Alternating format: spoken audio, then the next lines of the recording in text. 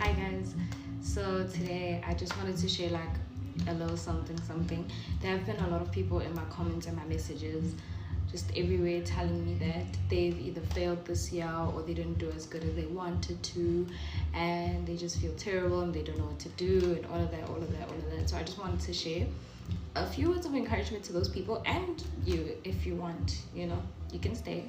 But I just want to share these words with those people real quick. So for those who do not know, I so this year was very hard for me academically because I've been known to be this smart person my whole life.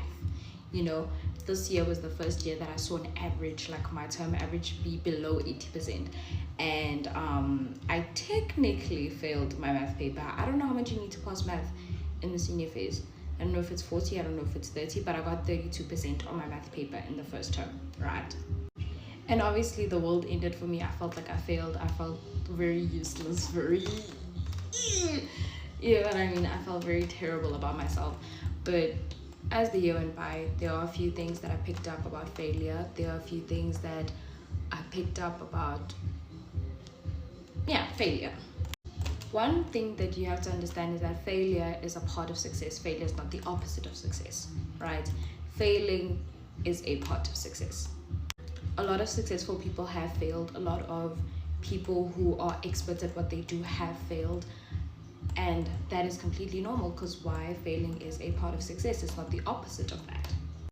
Failing just means that now you can try and figure out where you went wrong, how you can fix where you went wrong. Basically, now failing just means that you have the knowledge of one more way not to do that thing. You get what I mean? Take it like this. If God had told you that, okay, listen, before you reach that goal of yours, before you become successful, before you make your first $1 million, before you all these big or small goals that you have, if God had told you that, no, you're gonna fail 555 times before you reach that goal, meaning that you'll reach that goal at your 556th try, how many times would you want to fail? You would want to fail 555 times, knowing very well that at the 556th time you would actually get it right, that at the 556th time you would actually succeed. Failing is a part of success. There's literally a quote by Drake that says, don't let success get to your head and don't let failure get to your heart. Failure is a part of life. People do fail. I'm pretty sure Mark Zuckerberg failed. I don't know how many times. I'm pretty sure Elon Musk failed. We don't know how many times. People fail. Failing is a part of life. Failing is meant to be a part of life. Even people that we may not know of, like King David, Moses, all of those people, Simon Peter, I think it is, the one who denied Jesus 3 times, those type of people failed in their faith, but then later on succeeded in everything they did. Failure is part of success. It's really not even the opposite.